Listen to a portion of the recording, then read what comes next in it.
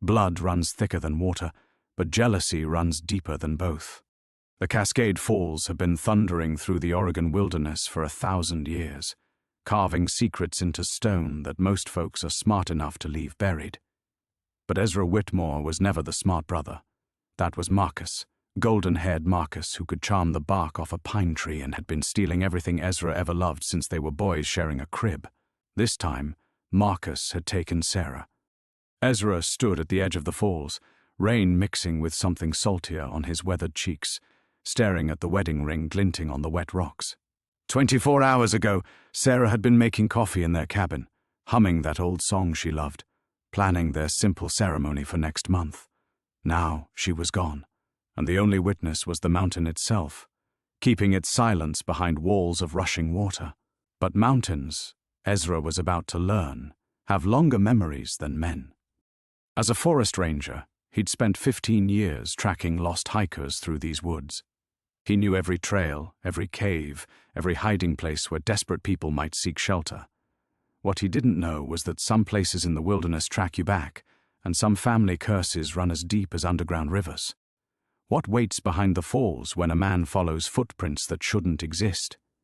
Before we jump back in, tell us where you're tuning in from, and if this story touches you, make sure you're subscribed, because tomorrow I've saved something extra special for you.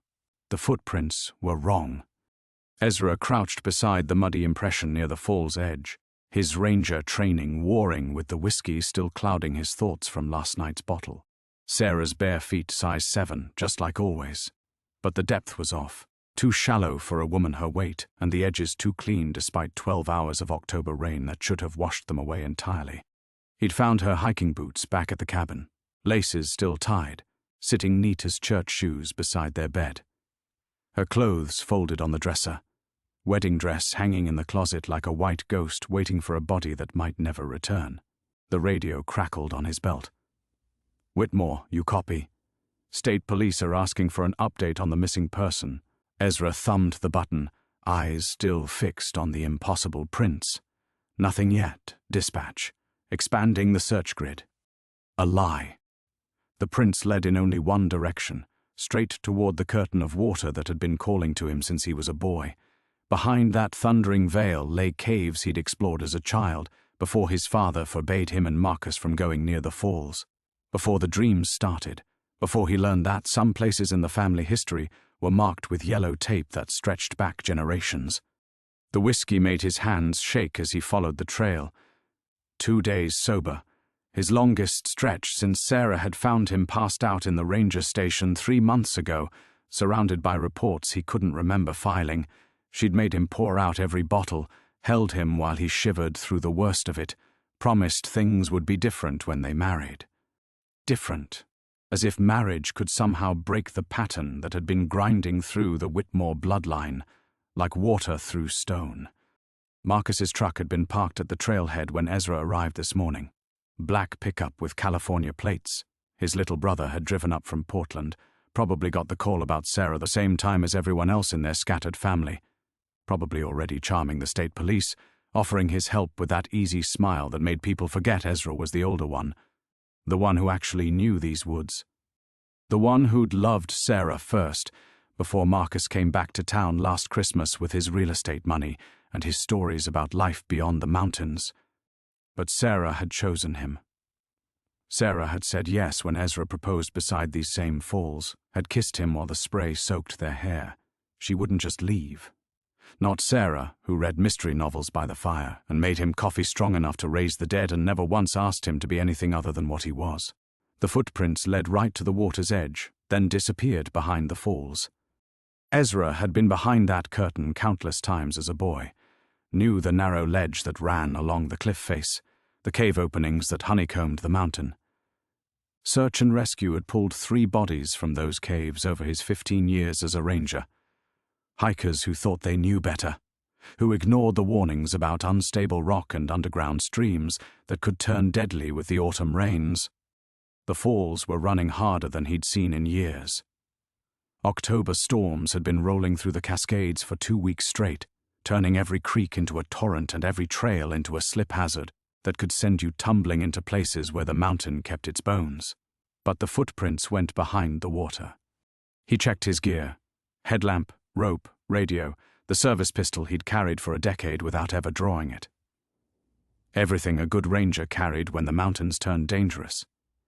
Everything except courage, which seemed to have leaked out of him somewhere around his 40th birthday, leaving behind only the bitter dregs of a man who'd watched his younger brother win at everything while he stood by and let it happen. Not this time. The water hit him like a physical blow as he stepped through the curtain, immediately soaking through his rain gear and stealing his breath. The roar was deafening this close, drowning out everything except the hammering of his heart and the voice in the back of his mind that sounded disturbingly like his father. "Stay away from the falls, boys. Some places aren't meant for the living. Old man superstitions. Mountain folklore that belonged in the same grave as the rest of his father's generation." But as Ezra's headlamp cut through the spray and shadows, illuminating the narrow ledge that led deeper into the mountain, he couldn't shake the feeling that he'd walked this path before, not just as a curious child, but recently, in dreams that felt more like memories, following the same impossible footprints while something ancient watched from the darkness behind his eyes. The beam found another print pressed into the wet stone ahead, Sarah's foot, clear as a photograph, waiting for him to follow. Ezra had walked this ledge 100 times as a boy, but never like this, never with his stomach twisted into knots and Sarah's name echoing in the cavern of his chest. The headlamp beam danced across wet stone as he pressed himself against the cliff face, feeling for handholds his fingers remembered from childhood expeditions with Marcus. They'd been inseparable then, before puberty stretched his younger brother tall and filled him out with the kind of easy athleticism that made coaches weep. Before Marcus learned to flash that crooked smile that could charm teachers into changing grades and girls into changing their minds. Back when Ezra was still the leader, the one who knew which caves led to treasure chambers of quartz crystals and which dropped into bottomless chasms that swallowed stones without an echo. Those had been good years, simple years, before their father started drinking in earnest, before the responsibility of keeping the family together settled on Ezra's shoulders like a lead blanket he'd never quite learned to shrug off. Before he understood that being the older brother meant being the one who stayed behind while Marcus chased dreams in distant cities. The footprints continued along the ledge, each one perfectly preserved despite the spray that should have washed them clean. Ezra paused beside a familiar outcropping, remembering the summer he'd been 12 and Marcus 10 when they'd carved their initials into the soft sandstone. EU plus MW Brothers Forever in wobbly letters that time and weather had worn almost smooth. Forever had lasted until Marcus turned 16 and decided the mountains were a trap for small minds. Until he left for college on a track scholarship, while Ezra took over their father's failing timber operation, then transitioned to ranger work when the last of the old-growth contracts dried up.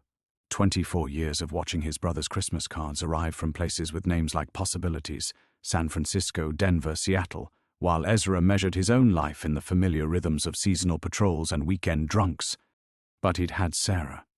For 3 years he'd had Sarah, who chose him over the ghost of his brother's reputation, who saw something worth saving in a 42-year-old man with calloused hands and a pension plan instead of dreams. Sarah, who made the ranger station feel like home instead of exile, who laughed at his stories about problem campers and never once suggested he should want more than steady work in the place he'd been born. The ledge curved deeper into the mountain, following the water's path through limestone galleries his grandfather had explored during the Depression. The Whitmores had always been drawn to these caves, back when they'd been gold prospectors and timber barons instead of government employees with drinking problems. Family legend said his great-great-grandfather had found something valuable back here, enough to buy the land that became their homestead. But Ezra had never found anything more precious than solitude and the kind of silence that let a man think without the weight of other people's expectations pressing down on him. Sarah understood that need for quiet spaces. She'd grown up in Portland but never complained about the isolation of their cabin, never asked him to transfer to a station closer to civilization. She read books and tended her small garden and made coffee that could wake the dead while he worked shifts that sometimes stretched across 3 days of searching for lost hikers or documenting wildlife kills. It was a good life. Maybe not the life Marcus would have chosen, with his Portland condo and his real estate empire and his succession of girlfriends who looked like catalogue models. But it was honest work, necessary work, and Sarah had made it feel like enough. Until last Christmas, when Marcus came home for their father's funeral and stayed through New Year's, charming everyone at the Cascade Tavern with stories about closing million-dollar deals and weekend trips to wine country. Ezra had watched him work the room like a politician, that familiar smile lighting up faces that had forgotten there were two Whitmore brothers. Watched him dance with Sarah at the New Year's Eve party, while Ezra nursed whiskey in the corner and remembered why he'd stopped competing with his brother decades ago. But Sarah came home with him that night. Sarah wore his ring and planned their wedding, and never once suggested that maybe she'd chosen the wrong brother. Even when Marcus started calling more often, started visiting monthly instead of annually, started looking at her the way he'd always looked at things he wanted to possess. The footprints led to a cave mouth Ezra had forgotten existed, a narrow opening barely wide enough for a person. His headlamp illuminated the threshold, where Sarah's prints disappeared into darkness that seemed to swallow the light. He could hear water moving somewhere in the depths and something else, a sound like whispered conversation, though the words were lost in the mountain's echo. His radio crackled with static. No signal this deep. Whatever was waiting in that cave, he'd face it alone, the way he'd faced everything else that mattered, the way Whitmores always had, when the mountain called them home. Ezra hesitated at the cave mouth, his headlamp beam swallowed by darkness that felt almost solid. The whispered conversation had stopped the moment he'd arrived, as if something deeper in the mountain had sensed his presence and fallen silent. Waiting. He'd been in dozens of caves during his ranger career, mapping new passages, recovering bodies, documenting bat colonies. But this opening felt different, charged with a kind of electrical anticipation that preceded thunderstorms. The air itself seemed to press against him, thick with moisture, and something else he couldn't name. The radio on his belt crackled again, producing only static and what might have been voices distorted beyond recognition. He was too deep now, too far from civilization to expect any real communication with the outside world. The thought should have troubled him more than it did. Sarah's footprints continued past the threshold, each one impossibly clear in the cave's soft sediment. Ezra crouched beside the nearest impression, playing his light across the delicate arch and toe marks that belonged to the woman who'd shared his bed for 3 years. But something nagged at him, a detail his ranger training couldn't quite catalogue. The prints were too perfect. No scuff marks from scrambling over rocks, no distortion from hurried movement. They looked like Sarah had walked into this cave as calmly as she walked to their kitchen each morning, bare feet finding purchase on stone that should have been treacherous in the dark. A sound echoed from deeper in the cave, not whispered conversation this time, but something that might have been laughter. Feminine and familiar, carrying notes of joy that made Ezra's chest tighten with relief and dread in equal measure. "Sarah!" His voice bounced off unseen walls, returning to him fractured and strange. "Sarah, are you in there?" The laughter stopped. In the silence that followed, Ezra could hear his own breathing amplified by the cave's acoustics, harsh and rapid like a man on the edge of panic. His hand found the grip of his service weapon without conscious thought, though what good bullets would do against whatever waited in the mountain's belly remained unclear. A new voice reached him from the darkness, male, confident, tinged with the easy humor that had always made people gravitate toward its owner. "She's here, brother. We've been waiting for you. Marcus." The words hit Ezra like cold water, washing away 3 years of careful self-control and sobriety. Of course Marcus was here. Of course his little brother had found Sarah first, had once again arrived at the crucial moment to claim what Ezra thought was his. The pattern was so familiar it felt like destiny, Marcus appearing just when life seemed to finally be offering Ezra something worth keeping. But how had Marcus gotten here so quickly? His truck had been at the trailhead when Ezra arrived, but the walk to the falls, the climb behind the curtain of water, the careful navigation of the ledge, all of that should have taken time. Time Marcus couldn't have had unless he'd known exactly where to look. Unless he'd been here before. The thought brought other memories bubbling up from whatever mental vault Ezra had locked them in. Childhood expeditions that had ended with Marcus leading him home, while Ezra couldn't remember how they'd gotten separated. Dreams that featured these same caves, these same impossible footprints, his brother's voice calling from passages that shouldn't have existed. The recurring nightmare where he chased Sarah through limestone galleries, while Marcus laughed somewhere behind him, always behind him, letting Ezra exhaust himself before stepping out of the shadows to claim the prize. "Come on, Ezra," Marcus called again, his voice echoing from multiple directions now, as if the cave system were carrying it through passages that formed some kind of auditory maze. "Don't make her wait any longer. You know how this ends." But Ezra didn't know. That was the problem. The horrible, gnawing certainty that there were pieces missing from his own life, blank spaces where memory should have been. The way his father had sometimes looked at him with something like pity, as if Ezra were trapped in a situation he couldn't see. The old newspaper clippings he'd found in the attic after the funeral, articles about missing women that mentioned the Whitmore name in contexts he couldn't quite grasp. The way Sarah sometimes woke from dreams she claimed not to remember, reaching for him in the dark as if reassuring herself he was still there. His headlamp flickered, the beam wavering like a candle in wind that shouldn't have existed this deep underground.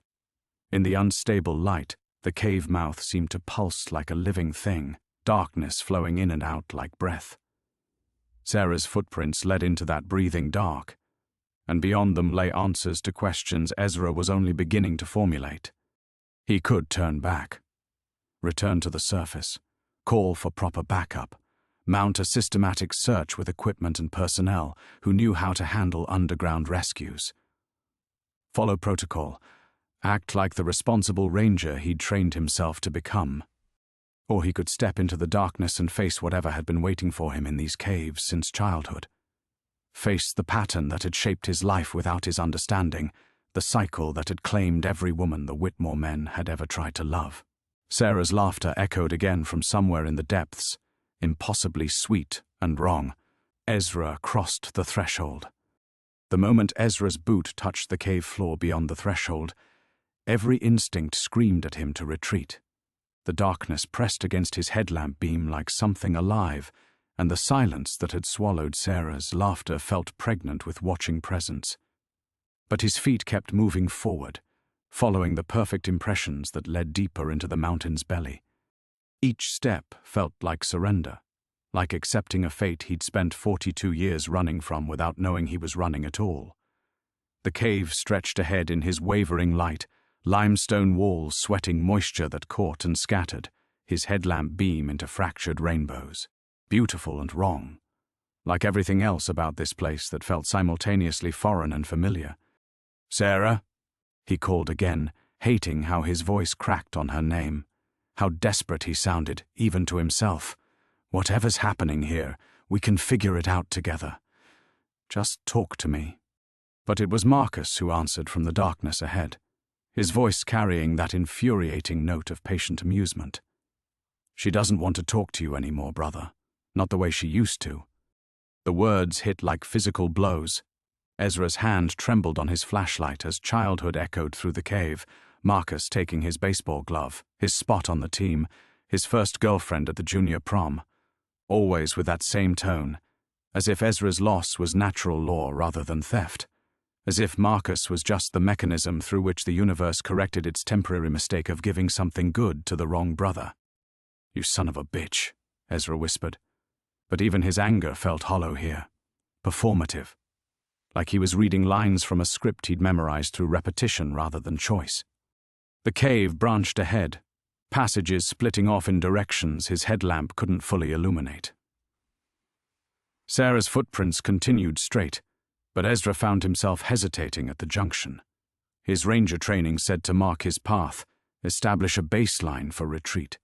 But something deeper than training whispered that retreat had never been an option, that he'd been walking toward this moment since the day he was born a Whitmore, heir to a legacy he'd never understood. The newspaper clippings from his father's attic flashed through his memory. Missing women, disappearances that had plagued the Cascade Valley for generations. Always the same pattern, a woman vanishing near the falls, search parties finding nothing but questions, and always a Whitmore man left behind, hollowed out and drinking himself toward an early grave. His father, his grandfather, how many others? "You're starting to remember," Marcus said, closer now. Ezra spun toward the sound, his light catching nothing but empty stone. "That's good. It's easier when you remember." "Remember what?" But even as he asked, fragments were surfacing. Dreams that weren't dreams. Nights when Sarah would sleepwalk to the cabin's window, staring toward the falls with eyes that reflected his flashlight beam like an animal's. The way she'd started humming melodies he'd never heard but somehow recognized. Lullabies his mother had sung before her own disappearance when he was 7, before his father learned that whiskey could blur the edges of loss. Before Marcus was born, as if the mountain had needed a replacement for what it had taken. Ezra's breath came short and sharp now, the cave's humidity making each inhalation feel like drowning. His headlamp flickered again, the beam wavering between illumination and blindness. In the unstable light, the passage ahead seemed to twist and change, defying the geology he thought he understood. "She's beautiful down here," Marcus continued, his voice echoing from everywhere and nowhere. "More beautiful than she ever was with you. The mountain shows them what they really are, strips away all the pretense and fear. Sarah understands now. Understands what she was always meant to become." The flashlight beam caught something ahead, a glint of metal on the cave floor. Ezra approached with the careful steps of a man approaching his own grave, already knowing what he'd find, but unable to stop himself from looking. Sarah's engagement ring lay on the stone, the modest diamond catching his light like a captured star. But it wasn't abandoned. It was arranged, placed deliberately on a flat outcropping as if displayed for his discovery. Around it, pressed into the soft sediment, were more footprints. Dozens of them, overlapping and intersecting in patterns that suggested Sarah had danced here, celebrated here, said goodbye here. Ezra picked up the ring with fingers that felt like someone else's, the metal still warm despite the cave's chill.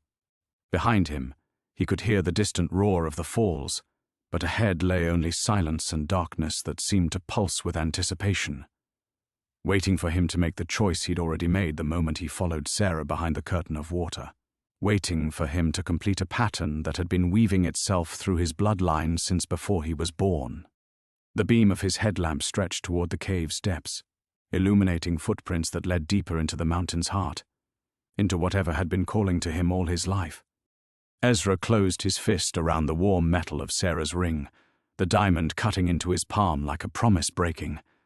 The pain felt clean compared to the sick certainty spreading through his chest that he'd been here before, held this same ring under this same pulsing darkness, while something that wore his brother's voice laughed from the shadows. But this time would be different. This time he wouldn't turn back.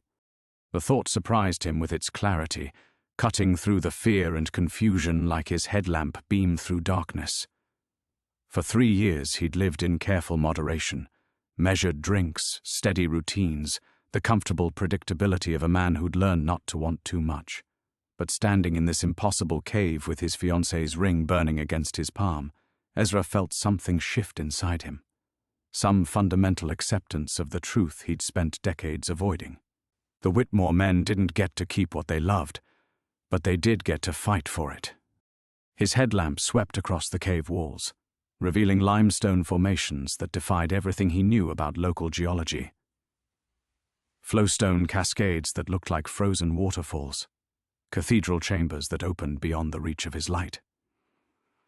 This wasn't the simple cavern system documented in ranger surveys. This was something older, deeper, carved by forces that had nothing to do with the patient work of water and time. Sarah's footprints led toward the largest passage, each impression still impossibly perfect in the soft sediment. But now Ezra noticed other details his ranger training should have caught immediately, the way the print seemed to glow faintly in his headlamp beam, as if the limestone itself were phosphorescent.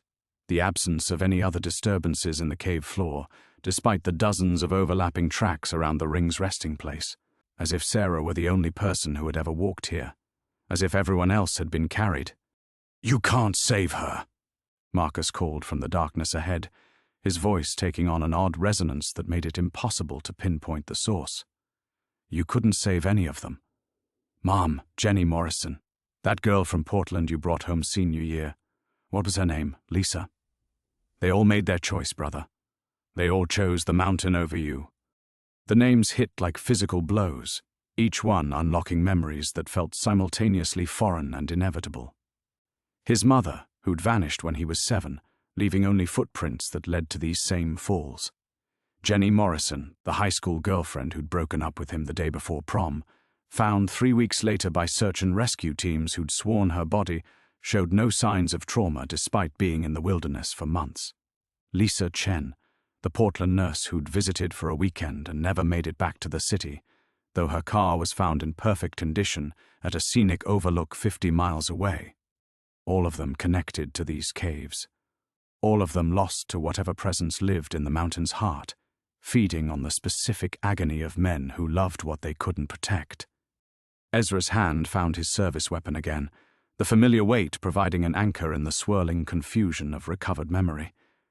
He'd been trained for crisis situations, for the kind of split-second decisions that saved lives or ended them. But this felt like a crisis that had been building for generations, a pattern so large he could only see fragments of its true scope. His radio crackled with something that might have been voices, words distorted beyond recognition by cave acoustics and interference that had nothing to do with signal strength. For just a moment, he thought he heard his father's voice, warning him about debts that passed from father to son, about bargains made in desperation and paid for in blood. The passage ahead curved left, following what might have been an underground river course. Sarah's tracks continued along the smoothest path, as if she'd known exactly where to step despite the absolute darkness. Ezra followed, his headlamp beam revealing flowstone formations that looked increasingly like sculptures, reaching hands, watching faces, figures frozen in moments of ecstasy or terror. "She's waiting for you," Marcus said, and now his voice seemed to come from directly behind Ezra's shoulder. "But not the way you think. Not as your Sarah anymore." Ezra didn't turn around, couldn't turn around, because he was beginning to understand that whatever wore his brother's voice in these caves might not be Marcus at all, might be something that had learned to mimic human speech the way certain predators learn to mimic their prey's calls, something that had been perfecting its technique on Whitmore men for longer than the local geology suggested was possible. The passage opened into a vast chamber, his headlamp beam disappearing into cathedral darkness above. And there, sitting on a throne of flowstone in the chamber's heart, Sarah waited with her hair unbound, and her eyes reflecting his light like stars, smiling like a woman who'd finally come home. Ezra's breath caught in his throat. Sarah sat motionless on the flowstone throne, her wedding dress pristine despite the cave's dampness, her bare feet tucked beneath her like a child settling in for a story. But her eyes, those familiar brown eyes that had watched him shave each morning, that had crinkled with laughter over shared jokes, now held depths that seemed to reflect not his headlamp beam but something far older. "Hello, my love," she said, her voice carrying harmonics that resonated through the chamber like struck crystal. "I've been waiting such a long time." Ezra took a step forward, then stopped. Every instinct screamed wrong, the way she held herself too still, the unnatural perfection of her hair despite the journey through darkness, the smile that was Sarah's exactly but somehow inverted, like looking at a familiar photograph through a mirror. "Sarah, we need to leave. Now." His voice cracked with authority he didn't feel. "Whatever's happening here, we can—" "Can what?" She tilted her head, the gesture achingly familiar yet alien. "Can pretend this isn't what I've always been meant for. Can go back to your little cabin and your careful sobriety and your small, safe life." Movement in his peripheral vision made Ezra spin, headlamp beams sweeping across the chamber's walls. For just a moment, he thought he saw Marcus stepping from behind a limestone column, but when the light steadied, there was nothing there except rock formations that looked uncomfortably like human figures frozen in stone. "The mountain likes games," Sarah continued conversationally. "Tests. It wants to be sure you understand the rules before it makes you an offer." "What rules?" Ezra's hand tightened on his weapon, though some part of him already knew bullets would be useless here. This wasn't the kind of problem law enforcement training had prepared him for. Sarah's smile widened, revealing teeth that seemed too white in the harsh lead glare. The same rules your family has been playing by for generations, darling. The mountain takes what it wants, and it gives back what it chooses. Your mother understood. Your father's mother before her. All the women who've sat on this throne and found their true nature. The chamber walls seemed to pulse with her words, limestone breathing like living tissue. Ezra's headlamp flickered again, the beam wavering between illumination and blindness, and in the unstable light he began to see them, other figures seated in alcoves carved from the living rock, women in wedding dresses from different eras, their faces turned toward Sarah with expressions of patient devotion. Waiting. "You're not Sarah," he whispered, the words torn from some deep place of recognition and denial. "I'm more Sarah than I've ever been." She stood with fluid grace, her movements too smooth for human joints and muscle. The mountain showed me what was beneath all the fear and compromise, what I was before I learned to make myself small enough for your world. Footsteps echoed from the passage behind him, measured, confident, approaching with the easy swagger that had defined Marcus since childhood. But when Ezra turned, his beam revealed nothing except the tunnel he'd just navigated, empty and waiting. "Your brother understands the game better than you do," Sarah said, her voice now coming from multiple directions as the chamber's acoustics fractured and multiplied her words. "He's been playing it longer, been learning the rules while you stumbled around in ignorance, thinking love was enough. Where is Marcus?" The question felt like admitting defeat, acknowledging that once again his brother had found a way to claim what mattered most. But the pattern was too familiar to deny, too deeply woven into the fabric of his life to untangle now. Sarah laughed, the sound crystalline and wrong, "Where he's always been, where he's always going to be. The mountain doesn't distinguish between brothers the way humans do. You're all just different facets of the same hunger, the same desperate need to possess what you can't understand." The chamber floor beneath Ezra's feet trembled, a subtle vibration that seemed to rise from impossible depths. Around him, the limestone formations began to shift and change, revealing passages that hadn't existed moments before. Tunnels that branched and twisted like arteries, each one pulsing with faint phosphorescent light that had nothing to do with mineral deposits. "Choose," Sarah said, her voice now emanating from the stone itself. "Follow the left passage and find your brother. Learn what he's learned, become what he's become. Take the right path and discover what the mountain has been trying to teach your family all these years. And if I refuse to play..." Her laughter filled the chamber like breaking glass. "You already chose when you followed me behind the falls, when you stepped across the threshold, when you put my ring on your finger and promised to love me forever." Her eyes caught his light again, reflecting not illumination but darkness made visible. "The mountain always collects its debts, Ezra. The only question is whether you'll pay them willingly or have them taken by force." The passages waited, breathing softly in the phosphorescent dark. Ezra stared at the passages, his headlamp beam wavering between the two choices like a compass needle, seeking true north in a magnetic storm. The left tunnel pulsed with that familiar phosphorescent glow, each pulse synchronized with what might have been a heartbeat, or might have been the mountain's own rhythm. The right passage remained dark, swallowing his light completely, offering nothing but questions and the promise of answers he might not survive learning. Behind him, Sarah's presence pressed against his awareness, like a physical weight, patient and implacable as gravity. He could feel her watching, waiting, and beneath that attention lay something vast and hungry that had been feeding on his family's particular brand of heartbreak for longer than human memory could contain. "Time is a luxury the mountain doesn't offer," she said softly, and her voice carried undertones of stone settling into permanent position. "Every moment you hesitate, the debt grows larger, the interest compounds."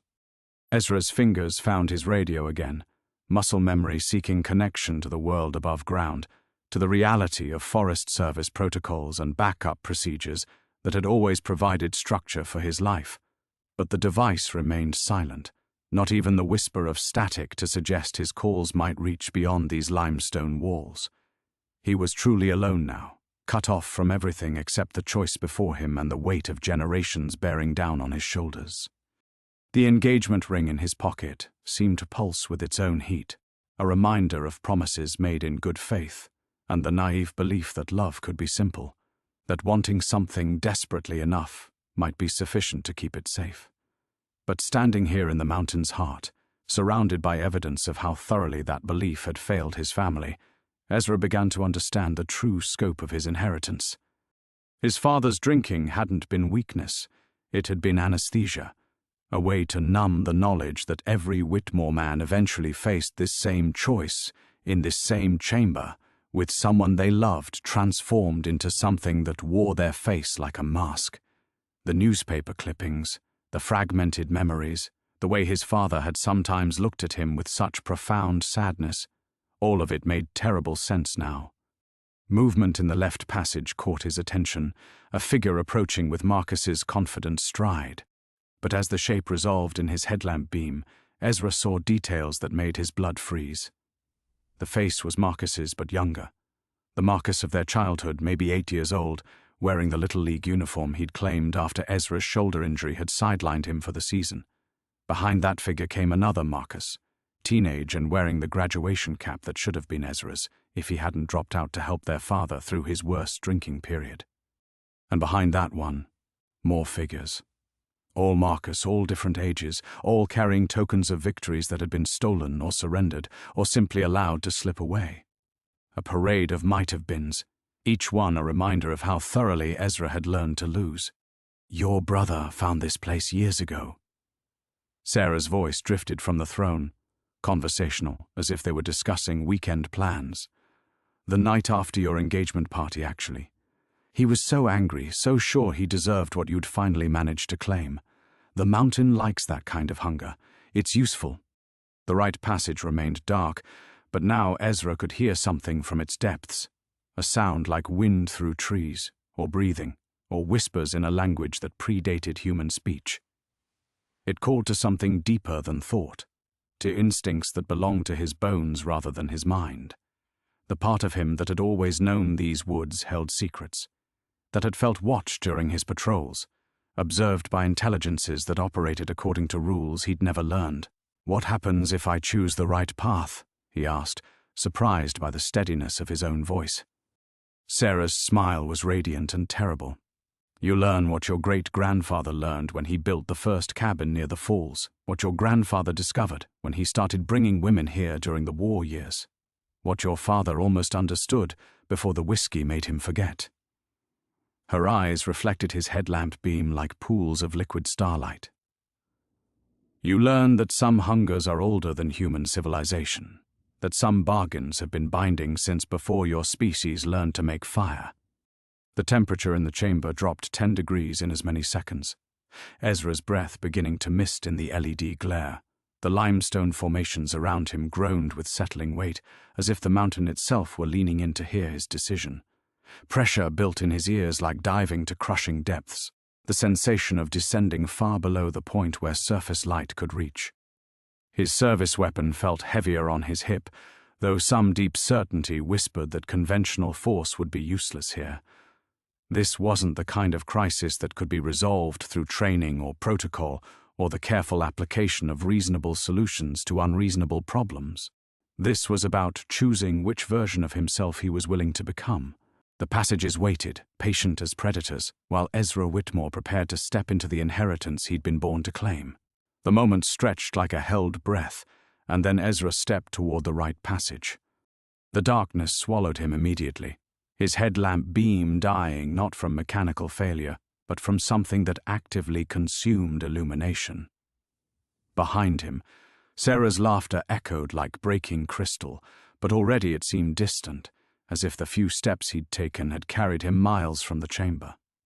The passage walls pressed close enough to brush his shoulders, and the stone felt warm, body temperature, pulsing with rhythms that matched no heartbeat he recognized. His boots found purchase on ground that felt less like limestone and more like packed earth, rich with the scent of things growing in absolute darkness. Roots brushed his face, though he was supposed to be hundreds of feet underground, far below where any surface vegetation could reach.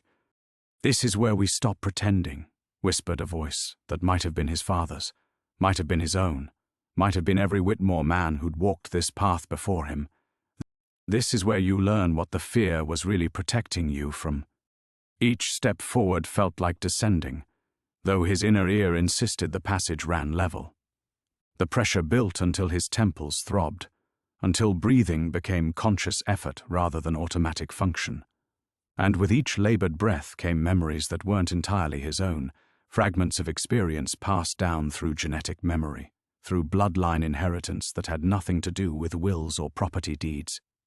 His great-grandfather, Thomas Whitmore, standing in a grove of old-growth cedar, with something vast and patient explaining the terms of settlement.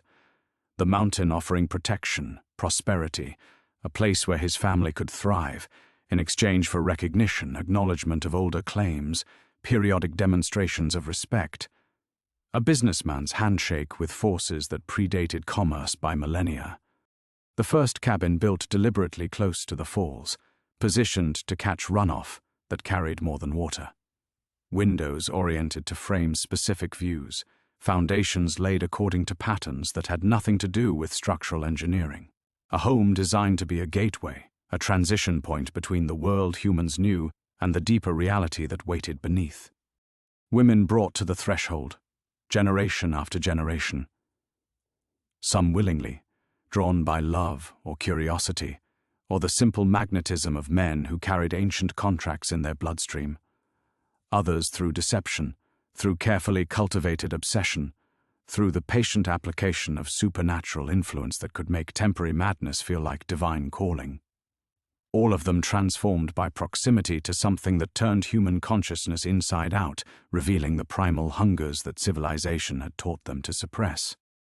Ezra's legs trembled, but he kept walking. The passage had begun to slope downward now, undeniably descending toward the mountain's core. His headlamp flickered back to life periodically, revealing walls that pulsed with veins of phosphorescent mineral deposits, arranged in patterns too deliberate for natural formation. Geometric designs that hurt to look at directly, that suggested mathematical relationships between dimensions human perception couldn't properly process. And with each flicker of illumination came a new understanding, pieces of knowledge downloading directly into his consciousness, like files transferred between computers. The mountain wasn't just alive, it was intelligent, ancient beyond human comprehension, and profoundly lonely. It had been waiting since before the last ice age for creatures capable of true communication, beings sophisticated enough to appreciate the bargains it offered. The Whitmore bloodline carried genetic markers that made such communication possible. Receptor sites for neurotransmitters that shouldn't exist, dormant sensory organs that could perceive electromagnetic frequencies no human instrument had ever detected. They were naturally occurring ambassadors, born to serve as interface between species separated by millions of years of evolution. But the gift came with a price. Proximity to such vast intelligence gradually eroded the boundaries of individual consciousness. Men who served as conduits eventually lost the ability to distinguish between their own thoughts and the mountain's whispered suggestions. They became extensions of its will, useful for the careful cultivation of new candidates, new potential brides to join the growing chorus of transformed consciousness that hummed beneath the limestone caverns. His father had been recruited at 18, brought here by his own father in a ritual of initiation that stretched back generations. He'd served faithfully for 20 years, helping to identify and attract suitable women, guiding them through the process of surrender and transformation. But something had gone wrong with Ezra's mother, some aspect of her particular psychology that resisted complete integration. She'd retained enough individual will to recognize what was happening, to understand the true fate awaiting her sons when they came of age. Her escape attempt had failed, but not before she'd managed to damage something crucial in the mountain's carefully maintained systems. Her death had been traumatic for the intelligence that had expected willing cooperation. It had retreated deeper, becoming more cautious, allowing the bloodline contracts to lie dormant while it healed from wounds that weren't entirely physical. Ezra stumbled, his knees hitting stone as the full weight of inherited memory crashed through his consciousness like a dam bursting.